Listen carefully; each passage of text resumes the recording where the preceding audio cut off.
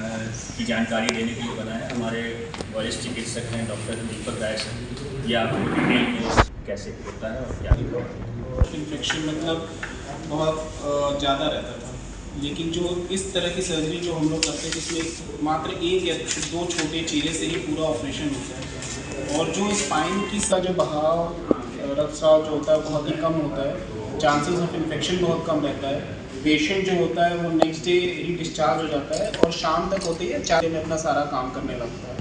तो इससे पेशेंट की रिकवरी बहुत फास्ट होती है, पेशेंट का स्टे बहुत कम रहता है, इन्फेक्शन बहुत कम रहता है और ब्लड लॉस बहुत कम होता है।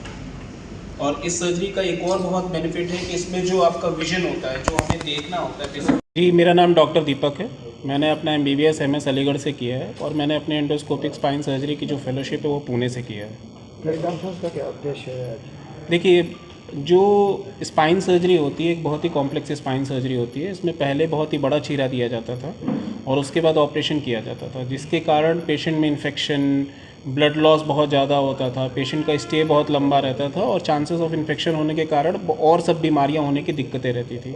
अब इसको हम लोग एंडोस्कोपिक स्पाइन सर्जरी से करते हैं, जो कि बहुत ही छोटे चीरे से करते हैं।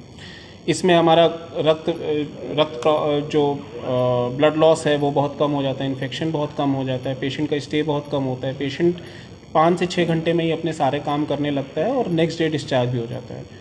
इस प्रेस कॉन्फ्रेंस का ये उद्देश्य है कि इस तरह की सर्जरी बहुत ही कम होती है, भारत में भी बहुत कम जगहों पे होती है।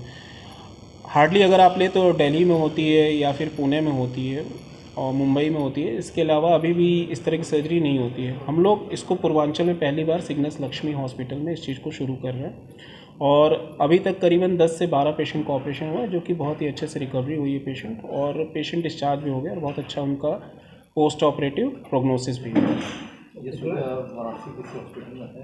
वाराणसी में केवल सिग्नस लक्ष्मी हॉस्पिटल में, क्योंकि इस तरह के लिए जो एंडोस्कोप चाहिए होता है, जिस तरह के इंस्ट्रूमेंट चाहिए होते हैं, ये यहाँ पे उपलब्ध है और अभी तक रिज़ल्ट भी काफ़ी अच्छे रहे हैं। दूरबीन विधि से जो ऑपरेशन होगा उसके बाद रिकवरी होने में कितना समय लगेगा? अगर देखिए, वही डिपेंड करता है कि पेशेंट किस स्टेज में आया। अगर पेशेंट इनिशियल स्टेज में आया तो रिकवरी आपके 5 से 6 घंटे में ही हो जाती है, लेकिन अगर पेशेंट इन्फेक्शन हो गया या फिर बहुत ही प्रोलॉन्ग कंडीशन में जिसमें नस की कंडीशन काफ़ी ख़राब हो गई है, तो हम जो नस से होता है दबाव हटा देते हैं दूरबीन विधि के थ्रू, लेकिन जो नसों की रिकवरी होती है वो ऊपर वाले के मतलब एक नेचुरल उससे होती है। तो जितना वो टाइम नस अपने रिकवरी मिलेगा वो उतना टाइम। इसमें आयुष्मान कार्ड वालों की क्या सुविधा है?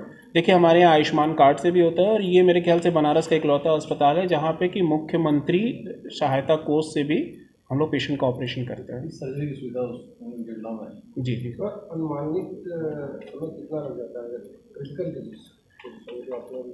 क्रिटिकल केसेस में? देखिए, अगर मान लीजिए जिसकी नस की कंडीशन एकदम ही ख़त्म हो चुकी है, नस मतलब बहुत लंबे टाइम से है, कुछ लोगों का आप देखे होंगे जिनका कि ट्रॉमा के चलते नस कट जाती है, उन लोगों में रिकवरी उस तरह से नहीं होती। लेकिन अगर पेशेंट में नस के दबाव के कारण आ रहा है, ठीक है, जिसको हम लोग स्पाइनल कैनाल स्टेनोसिस कहते हैं या फिर डिस्क प्रोलैप्स कहते हैं, उन लोगों में 5 से 6 घंटे में ही पेशेंट रिकवर कर जाता है।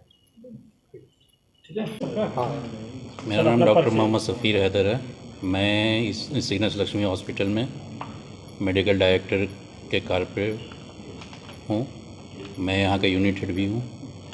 ये प्रेस कॉन्फ्रेंस आज इसलिए बुलाया गया है कि आप लोगों के थ्रू सारी जनता को बताया जाए कि सिग्नस लक्ष्मी हॉस्पिटल में पूरे वाराणसी में इकलौता हॉस्पिटल है जहाँ हम जो है एंडोस्कोपिक स्पाइन सर्जरी कर रहे हैं। सर, ये जो सर्जरी होती है, आम सर्जरी और इस सर्जरी में क्या फ़र्क है, ये बता दें हमारे दर्शकों को।